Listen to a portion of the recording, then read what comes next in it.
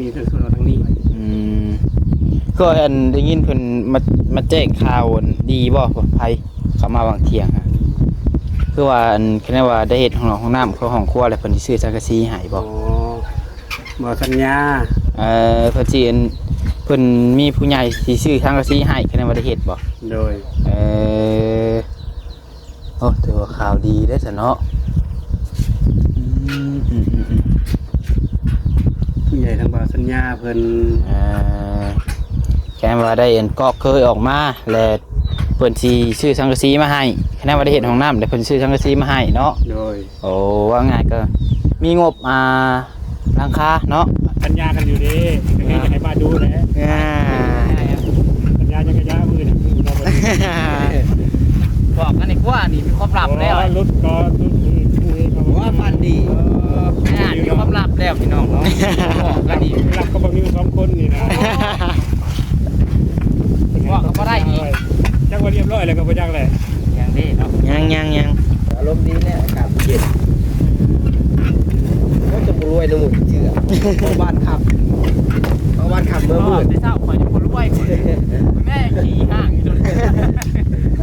บอกเคยตั้งแต่ 6-7 โมงก็ได้บ้านขับรวยจะเกิดเนาะค่อยๆนี่บ่ได้วางยังไม่ได้วางก็ถึงเลขอยู่นะถูกเดือน YouTube นี่รีบบ่ได้ครับโหลดเบิ่งครั้งแล้วบางคนมันแตกต่างกันไปเนาะ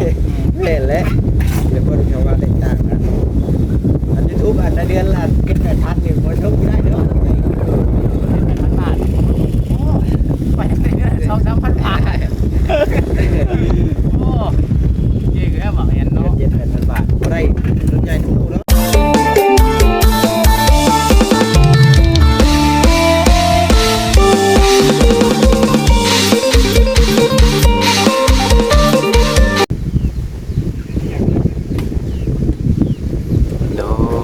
เนาะ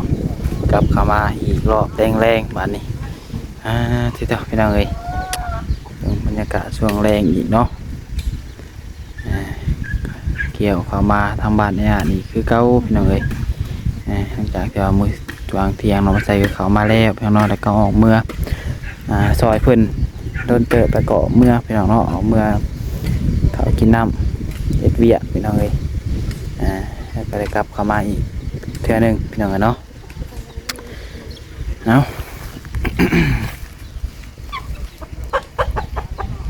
กับทักทายสบายดีสวัสดีพ่อแม่พี่น้อง FC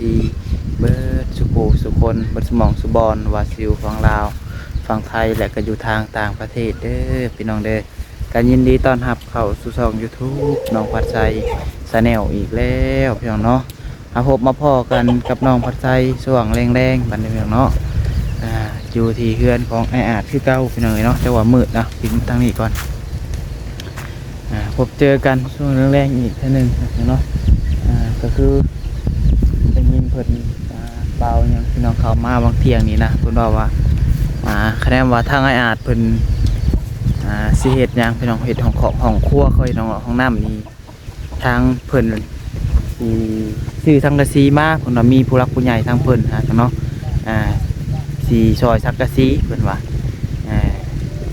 ถือว่าดีเลยพี่น้องเนาะสมมติว่าเป็นยังมีหลายอย่างเด้บัดนี้พี่น้องเนาะสังกะสีก็มีหมดแล้วสมมติว่าเห็ดห้องน้ำเนาะพี่น้องเนาะอันนี้คือสมมติว่าเห็ดห้องน้ำเนาะห้องน้ำนี่กับแห่ทรายก็มีแล้วบล็อกก็มีแล้วพี่น้องเนาะยังจะเสาแล้วก็ปูนเล็กพี่น้องเอ้ยยังเสาปูนเล็ก3 อย่างพี่น้องเนาะว่าแห่ทรายนี่ก็คือสิพ่ออยู่พี่น้องเนาะก่อกับปนันนี่เครื่องรถแต่ว่าคะแนนว่าสาบช่างนี่ก็ยันบ่พ่อคะแนนว่าสาบพร้อมนั่นนี่นะพี่น้องเนาะแต่ว่าคะแนนเพชรพ่อแบบได้เข่าได้ไส้นี่ก็คือสิพ่ออยู่พี่น้องแห่ทรายกันบล็อกนี่ก็คือสิเรือพี่น้องเนาะบล็อกนี่ว่าเห็ดพอได้ใช้ได้ซอยซื้อพี่น้องเนาะหลายอย่างหลายแนวแล้วพี่น้องเอ้ยปันนี้เนาะยังเหลือแต่3 อย่างพอทันมีพี่น้องเนาะสำหรับห้องน้ำพี่น้องเอ้ยแต่ว่าของครัวคือว่าเกาะ เกยออกไปอีกก็ว่ากันอีกเท่านึงกันนะพี่น้องเนาะก็ถือว่าข่าวดีอีกให้พี่น้องเนาะทางไอ้อาเป็นกันคะแนนว่ามีผู้รักผู้ใหญ่เพิ่นตั้งมีงบเข้ามาพี่น้องเนาะซื้อเสาเข้ามากับปูนนี่ก็กับเหล็กนี่ก็ถือว่าตั้งเสาเฮ็ดเลยกับค่าสร้างพี่น้องเนาะกับมีค่าสร้างนี่ก็จักสิเท่าไรพี่น้องเป็นหมื่นผู้ว่าเพิ่นเอาค่าเฮ็ดห้องน้ำนี่ก็เนาะคะแนนเฮาบ่เฮ็ดคักก็บ่แพงพี่น้องเนาะคะแนนมีแต่ว่าก่อนั่นนี่ซื่อเอาโอเคพี่น้องเนาะเว้าลายปานนี้เดี๋ยวพาพี่น้องเรื่องทางอาหารเพิ่นแล้วก็เนาะเพิ่นขุดฮอดใช้แล้วนี่พี่น้องได้กับพาพ่อพี่น้องเป็นกำลังใจให้เด้อพี่น้องเด้อเนาะมื้อนี้ก็บรรยากาศดีพี่น้องเนาะตั้งแต่เช้าๆพุ่นแหละเนาะบ่ใส่เข้ามาก็จมบ่อยู่บ่พี่น้องเนาะจนค่ำพี่น้องก็ยังลมจินอยู่พี่น้องเนาะเกี่ยวเข้ามาอีกรอบแรงไป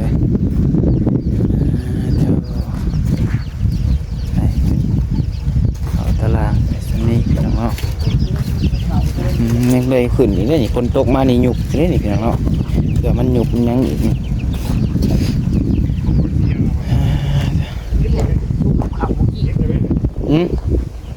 ให้เพิ่นมา อย่างนี้ เปลี่ยนชื่อกับเขาเลย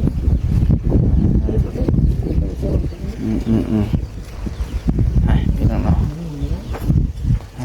เท่า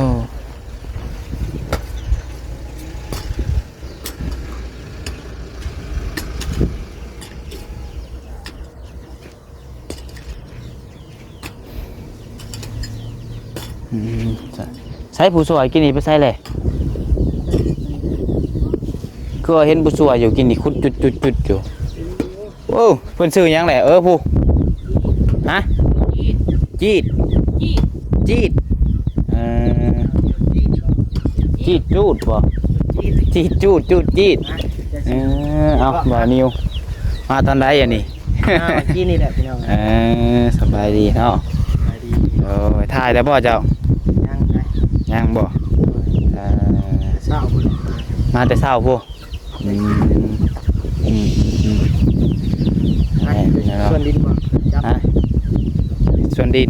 ส่วนบ่ ส่วนจังหน่อยก่อนพี่น้องเนาะแล้วซอยกันนี่แล้วเฮาคนละไม้ละมือโดยจังน้อยแล้วพี่น้องเนาะใช่หมกใช่หมวงไข่เจ้าเอามาบ่เจ้ามาใส่นี่เจ้าก็มีหน้าอีกโอ้หมวงไข่แซ่บอยู่บ่นี่ แซ่บได้ เด็กพี่น้องเลย แซ่บไปเลยนะ ยังไม่ได้ล่างที่นี่เนาะยังแบบอยากที่เลย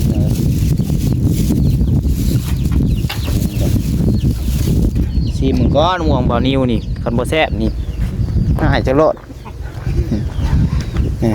ผู้สวยให้เมื่อยแล้วบ่ เมื่อยแล้ว โอ้ยหมดกำลังเลย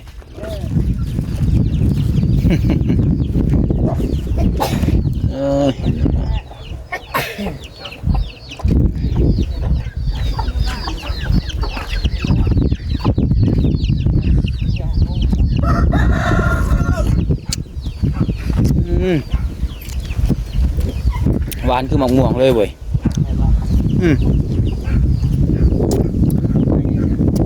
ใช่มันคือหมักอันหมักตะกบกูแม่นเนาะ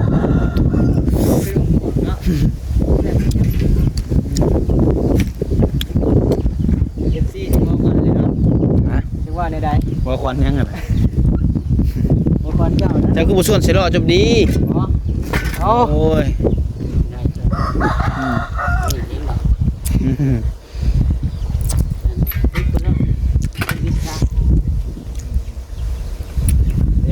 FC บอกเงาะป่า FC ว่า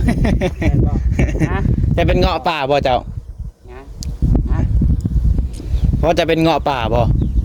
ดารายังเนาะ เจ้าเคยเบิ่งเงาะนางเงาะป่าฮะ เคย รจนาเนาะ รจนาฮะเจ้าว่าแม่นบ่จักนี่เงาะอันรจนาบ่เบิ่งบ่ หล่อขึ้นเงาะป่าเลยเนาะ ทรงผมแล้วก็คือรีได้ เราหยอกกันพี่น้องเนี่ย พอได้หัวพอหยอกซื้อเด้อ เพื่อนเท่าไรเพื่อนจังหะ เพื่อน อืม เพื่อนว่าเพื่อนจะเคยท้องอันนี้ เพื่อนกับถ้วยทองแล้วได้บ่นิว ว่าเด็ด ฮู้จักบ่นิวนี่ฮู้จักแล้วบ่ คือไอ้ดอนบ่ แม่นบ่ แม่แม่ ดอนตัวนุกฮะ แม่ อืม อยู่หัวได้ไอ้ดอนดอนตัวนุกฮะ สบายดีอ่ะ ไอ้ดอนตัวงานผู้หนึ่งนี่ดอก แม่นบ่นิว แม่ อันนี้กุ้มยังอันนี้อันนี้กุ้มยัง นี่ฮะให้หน้าธรรมดายังบ่เป็นคุ้มยังเป็นคุ้ม มีท้องมันอยู่เจ้าคุ้มหนึ่งเนาะ ข่อยหาอยู่กุ้มสีข่อย พี่ แม่นพี่บ่าวนิวพุ่น มีคุ้มหนึ่ง อืม หนึ่งเขาคุ้มสอง คุณสามเด้ขายปัน เนาะ โดยเมื่อยแล้วว่าอ่ะ อยู่คุณสามเนี่ยจ้ะ คือว่าคือบ่ส่วนใส่นี่ก่อน ได้เลย คือว่าเห็น เราจะมันน้ำอ่าง พายานนำอ่างเอื้อยฮะบ่ยานนำอ่างตัวนี้ก่อนบ่ซะ เห็นเพิ่นส่วนเขาไปพุ่นก่อนพี่น้องเอ้ยพวกเพิ่นส่วนไปพุ่นก่อนทันทีส่วนเขานี่ให้มันเต็มเบิดก่อนเนาะ ในส่วนเราทางนี้ก็ได้ อืม ทางนี้ทางส่วนเราทางนี้ ก็อันได้ยินเพิ่นมาแจ้งข่าวอันดีบ่ภัยเขามาบางเที่ยงฮะ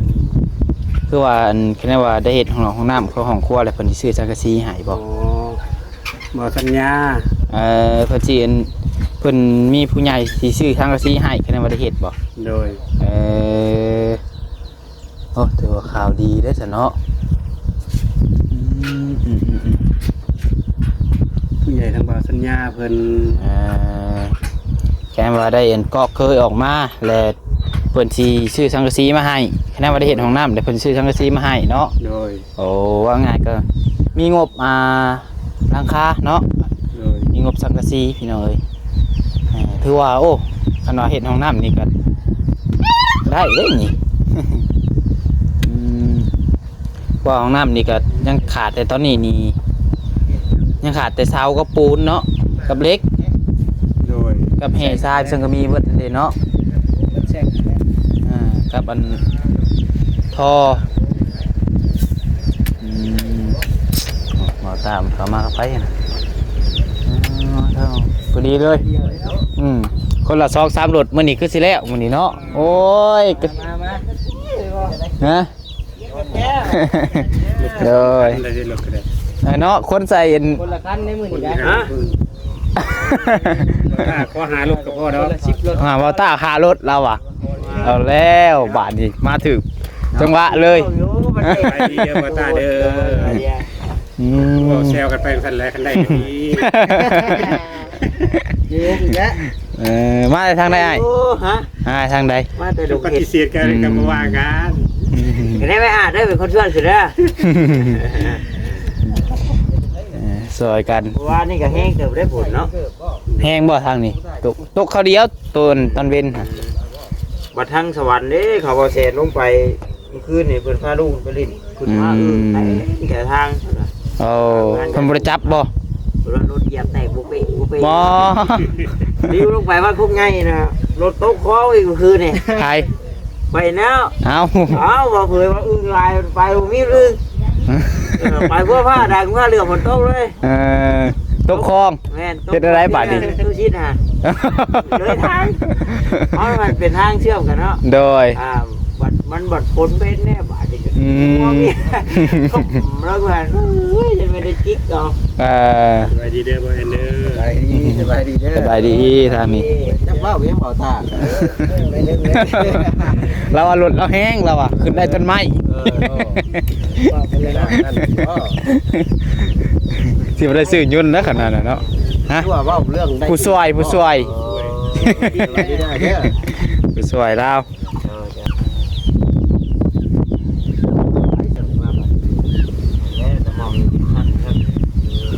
มือว่าบ่นี่มือ เอาบ่นิวเอามา แน่ไปนำแน่ ปล่อยเห็ดไปเพียงโอ้ยควายขึ้นมาเจ้า าสิเอาสวดมาถ้าเราสิเอาสวดมาบ่มา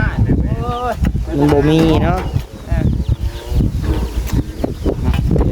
มาบ่สวดก็สิฮักเป็นจังสิฮักมือใดเขาบอกว่าให้เฮ็ดให้มันฮักรถแล้วอ่ะแม่นบ่ไอ้อ่านให้มันฮักรถบ่ให้เฮ็ดให้มันฮักบ่แม่นจักเห็น งั้นวิจักว่านี่นะ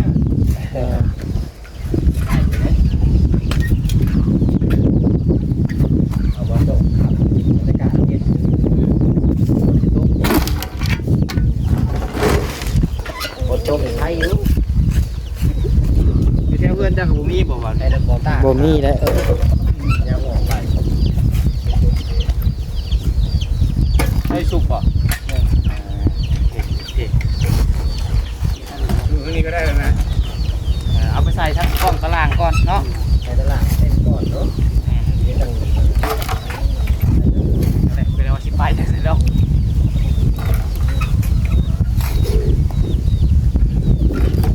มาจะรนแล้วบ่จังน่ะ มาตลอด1 โมง จะซื้อยังก่อนจีดนะ บ่จิตจัด จีดจ้าดโอ้สายจวดจ้าดนี่ใกล้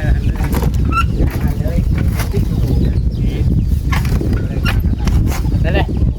เต็มก่อนน้ำเต็มก่อนเย็นใส่ผู้หนึ่งเลยได้สะจะพูดจักกำลาบอกโดนบ่ฮะตัวเรามาบ้านซื่นเนี่ยดิคนใช้อะไร คนมาจากบ้านนะบ้านไปยังวะไปทอน สองคนโอ้ปักช่องพวก บัดซองเดี๋ยวมัน มาไกลเนาะเป็นเมื่อเลย ไปเมื่อไหร่ เออ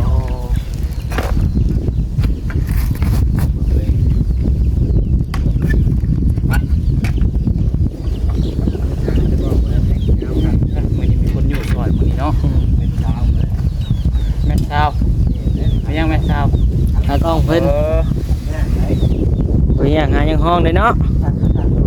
มาสั่งมา ตั้งได้ ตั้งไม่ทำได้เนาะว่ายันน้ำมีส่วนหลายพวกนี้ โอ้ยส่วนมียุ่งมาทำเพื่อคอยเอามาเพื่อคอย คนรู้จักซึมเนาะ แม่จากตีใส่ได้จากตีงอนหมูล้มไม่ได้ไรบ้านใกล้นี่ว่าอยู่ คือบ่ตวบี้เนาะ นี่ บ้านใกล้เนาะ บ้านใกล้ติดโปรโมครับโอ้ยจะไปไข่สะดวกสบาย อันนี้ว้าวสิกันเลย ชิว่ามีท่านเนาะ เอาหยอกกันมาไปเริ่มไปก็ไม่อยากไข่เนาะไข่คือบอเอ็นนี่จนไม่ได้ออกเปรี้ยวของงานแล้วก็พื้นยังไงอยู่นี่ ทันส่วนดีไม่หมดเนี่ยเป็นอะไรบ้างเนาะ ชื่อสะโพกเนาะเรียนเป็นชื่อสะโพก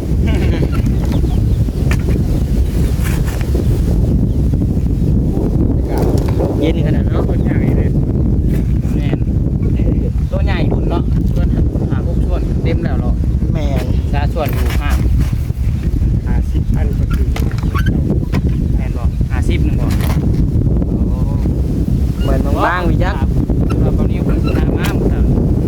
เดี๋ยวฟังเบิร์ดมือเดี๋ยวให้ขึ้นมาให้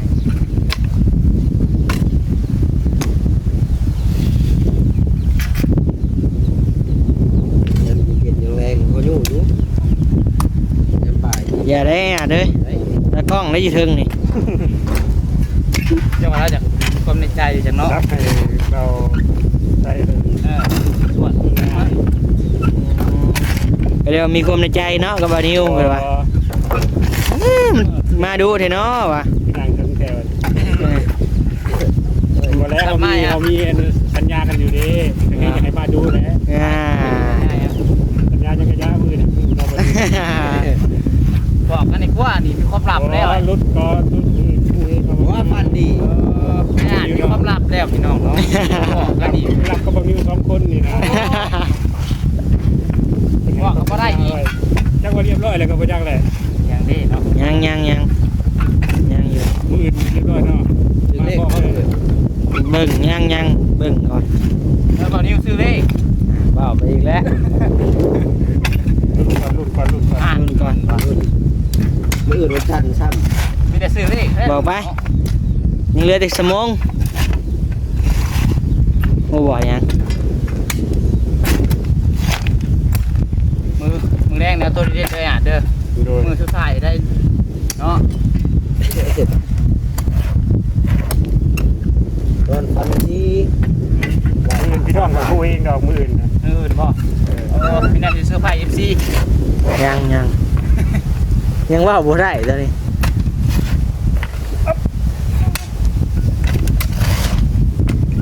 ไปสายออกเอา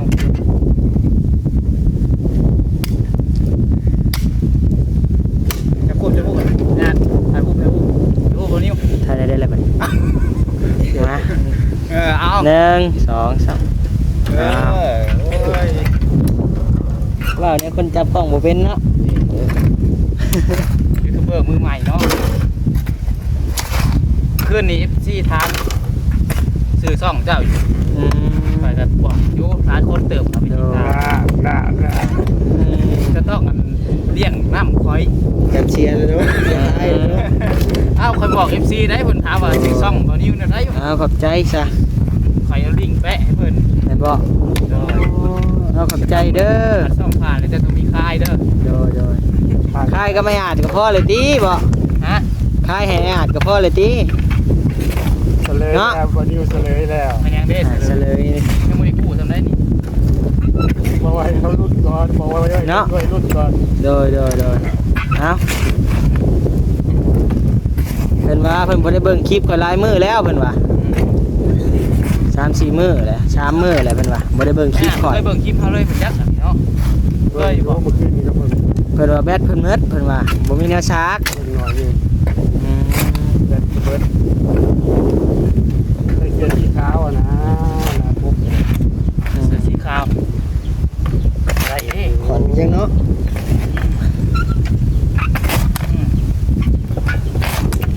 เรียกว่ารับเงินธรรมดาเป็นติดตามก็เป็น อ๋อแล้วติดตามไอ้เตียงหาหลายปีเด้เนาะไอ้อาจ โอ้ยที่เขาสีดี อ่ะ เอฟซีตัวยงตัวเจนี่ ตั้งแต่อยู่ไทยอยู่เนาะไอ้อาจ อ่ะเป็น FC บ่าวเตียงทอง ไทยดูดี โอ้เจ้าบ่ใส่เกินไอ้อาจ แค่เกิน ยันเกือบขาด เอาไป บ่ยันตีนหักบ่เนาะ มาพูดมา ยันเกือบ ดอกนะฮะถ้าข่าวเลือดบ่ดอกนะฮะ จับเขาเลือดบ่ออก เนี่ย ซับเข้า ซับเข้าได้เลยบ่ออกเนาะ ถ้าข่าวเลือดบ่ออกมันซับลังตีนเลือดออกนั่นน่ะ ลงไปดีพี่น้องน่าจะได้ยินเสียงหรือบ่มีไม้ซับ ฮัดไว้ที่ไปนะฮัดไว้ ได้ยินอยู่แล้ว กดโทรศัพท์ เรียกว่าโคตร มีแต่มุกเนาะเพิ่นก็ มุกลายนะโฟโต้ให้มุกลายลูกอื่นออกนี่ครับลูกปลาน้อยได้โฟโต้ใหม่มุก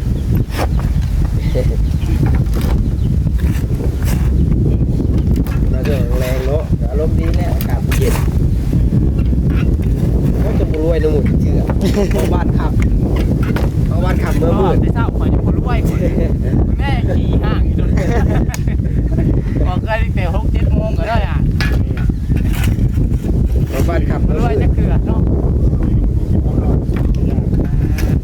ค่อยๆนี่ไม่ได้วางยังไม่ได้วางกระถึงเลขอยู่นะ ถูก เดือนยูทูบหนึ่งรีบไม่ได้นะโหลดเบิ่งครั้งแล้ว บางคนมันแตกต่างกันไปเนาะ เห็นแล้วเดี๋ยวคนเขาว่าแตกต่างนะอันยูทูบอันละเดือนละเก็บแต่ทัดเนี่ยคนชมไม่ได้เนาะ บาทโอ้ไปเรื่อยๆ2-3,000 บาทโอ้เจ๊ก็บอกอย่าง เดือ เนาะ น7,000 บาทไม่ได้รถใหญ่ทั้งคู่เนาะ ต้องมาไทยเดือน2-3,000จริง น้องนิวเด้อซะ นะ เดือนหนึง ตอนนี้มันเดือนละ100,000 ว่าไปอีกแล้ว 100,000 เหรียญบาท ข่อยยังบ่ได้ยังซับ มันยอมอย่างเนาะสมัครช่องผ่านกัน